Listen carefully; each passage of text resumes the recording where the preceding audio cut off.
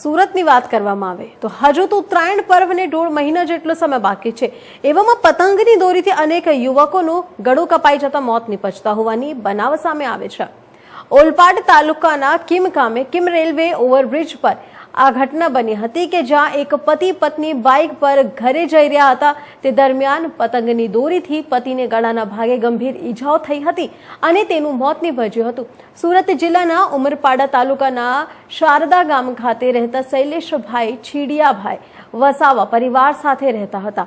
ગતરોજ તેઓ પત્ની સાથે બાઇક પર સાયણથી પોતાના ઘરે આવી રહ્યા હતા અને તેઓ કિમથી કિમ ચોકડી તરફ જતા કિમ રેલવે ઓવરબ્રિજ પરથી પસાર થતા હતા ત્યારે પતંગનો દોરો અચાનક શૈલેષભાઈના ગળાના ભાગે વાગી આવી જતા તેઓને ગળાના ભાગે ગંભીર ઈજા થઈ હતી। ગળાના ભાગે ગંભીર ઈજા થતા શૈલેષભાઈનું ગળું કપાઈ ગયું હતું અને તેઓને સૌપ્રથમ કિમ સ્થિત સાધના કુટીર હોસ્પિટલ લઈ જવાયા હતા, જ્યાં પ્રાથમિક સારવાર બાદ વધુ સારવાર અર્થે સુરતની સિવિલ હોસ્પિટલ ખસેડવામાં આવ્યા હતા, પરંતુ સિવિલ હોસ્પિટલમાં સારવાર મળે તે પહેલા જ તેઓનું મોત નીપજ્યું હતું। શૈલેષ વસાવાનું મોતને લઈને પરિવાર શોકમાં ગરકાવ થયો છે।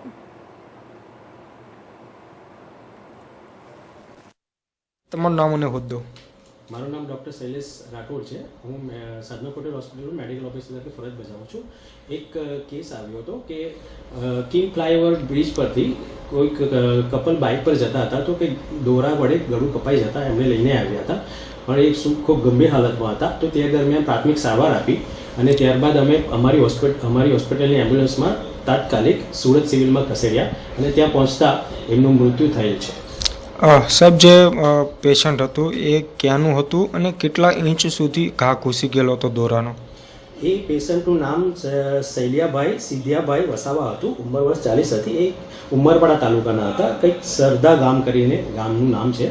અને એ આખું ગળાથી આખું ગળું કવર થઈ જાય એ રીતનો મોટી ઈજા હતી, મોટો ઘા હતો અને ગંભીર હતું।